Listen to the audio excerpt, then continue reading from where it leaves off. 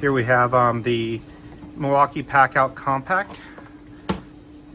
This tray is for the 3 1/8 impact driver. This will work for the Gen 2 and Gen 3. It'll also work with and without the boot.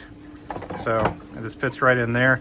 Then we also have a compartment storage section for the Shockwave 43-piece Milwaukee socket set. Each one's labeled underneath as to which socket goes where. And then it comes in 2 pieces.